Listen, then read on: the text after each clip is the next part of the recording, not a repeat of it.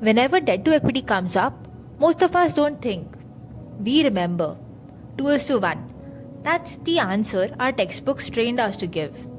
The only problem, the stock market never studied from R.S. Grewal. Hello, I'm Riddhi Nahar and welcome to my podcast series, Dear Mr. Market, where we talk about one ratio, one episode. Last episode, we covered capital adequacy ratio, very specifically for NBFCs. Today, we're going broader, debt to equity. A ratio that shows up across almost every industry you look at as an investor. IT, FMCG, power, construction, if there is a balance sheet, this ratio is probably on it. Which sounds like great news to me. One ratio, every company done. But the same number that looks perfectly healthy in one industry can look completely unreasonable in another. So let's start from the scratch. What is debt to equity actually measuring? Two things: borrowed money versus owner's money. The debt side, loans, borrowings, obligations, the company eventually has to repay. The equity side, the shareholders' stake, what the owners put in, plus profits the business has kept over time.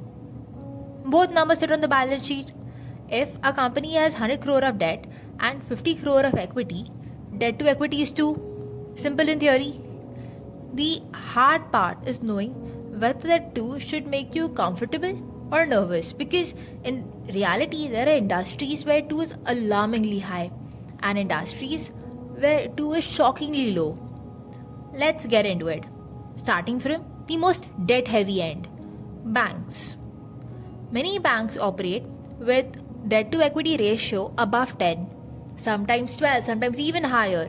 That would be alarming in almost any other industry. A bank without leverage is basically just a building with nice chairs and air conditioning. And RBI doesn't even look at debt to equity. It, in fact, focuses on capital adequacy ratio, which we covered in the last episode. So, a high debt to equity ratio here isn't necessarily a warning sign. It's the business model. Moving slightly down. NBFCs, the cousins of banks. They also lend money, but they can't accept demand deposits from the public like banks do. So, they borrow from banks, bond markets, institutions, and lend that money out. Which means debt is still central to how they operate. A financial institution that doesn't take leverage sounds like... Folks, let me make this clear. We don't use leverage. Never have and never will. It's a bad system, terrible. We looked at it. We said, why would anybody do this? So we're ending it completely. No leverage, no exceptions. God bless America. You know it's not true, and you know it's gonna change tomorrow. Many NBFCs in India sit around 5 to 8 times debt to equity. High, but perfectly normal for the business. So, see, we've already moved down from 12 to 6 or 7. The benchmark keeps shifting. Now, take the same ratio, 6 or 7, and put it on an IT company's balance sheet. Investors become very uncomfortable because if a software company needs mountains of debt, people naturally start asking, what exactly are we funding here? Extra Wi-Fi routers? Software business doesn't need factories or heavy machinery. Their biggest assets are people and intellectual property.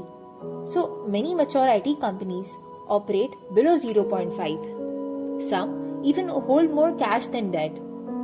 Same number on the bank's balance sheet versus an IT company's balance sheet. Completely different story. Next, FMCG. Toothpaste, soaps, biscuit, shampoo. Products people keep buying regardless of what the economy is doing. Recessions come and go. Colgate ka Taazgi ka dhamaka remains undefeated. Because of that predictability, these companies generally don't need to borrow heavily. Debt to equity below 1 is common. Many quality names operate well below that. So, we have gone from banks above 10 to FMCG companies below 1. And both can be perfectly healthy businesses because they have very different capital requirements. Now, let's talk about power companies. Because generating electricity is not exactly a light investment. You can't build a power plant with Shark Tank funding and motivational quotes from LinkedIn. Although, LinkedIn would have us believe anything is possible with enough grit and a sunshine background. Power plants, transmission lines, substations, everything requires a large upfront capital. Ratios around 1 to 2 are generally considered reasonable here. And investors are usually comfortable with their debt for a few reasons. First, electricity demand is remarkably stable. Bull market, bear market, the Wi-Fi router couldn't care less. Second, many utilities also operate in regulated market or natural monopolies. Some businesses simply don't make sense to duplicate. Nobody wants 3 competing transmission towers outside the window. Third, utilities often have access to cheaper financing, which makes carrying debt far more sustainable. That combination of predictable demand, stable cash flows, and easier access to financing makes investors much more comfortable with a higher debt. And speaking of infrastructure, roads, bridges, airports, metro projects, every project starts with an optimistic completion date. Expected completion by 2025 has often become see you in 2028. And many companies in this space operate between 1 and 3 times debt to equity.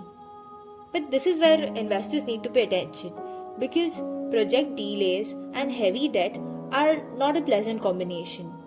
And that combination has burnt plenty of investors over the years. The numbers can look fine on paper and still tell an incomplete story. So let's put everything side by side. Banks, roughly 10 to 15, which would give an IT investor immediate chest pain. NBFCs, around 5 to 8. Same logic, slightly different structure. IT, generally below 0.5, which would probably make a banker wonder if they're allergic to borrowings. FMCG, below 1, power 1 to 2, and construction 1 to 3. So the same ratio means something completely different depending on where you find it. Which is why the famous 2:1 ratio from school isn't wrong. It just doesn't travel well across industries. Debt to equity is most useful when you're comparing companies within the same industry. A debt to equity ratio doesn't tell you whether a company is good or bad. It tells you what questions to ask next. We already do this in everyday life. We tolerate potholes far more easily than we tolerate Wi-Fi cutting out. Different systems, different expectations. Some places we tolerate certain numbers on a balance sheet. Other places we refuse to do so. Investing works the same way. Without context, it's just a number on a page. I'm still learning to ask better questions. And hopefully, that's what we're doing together here. Until next time, thank you so much.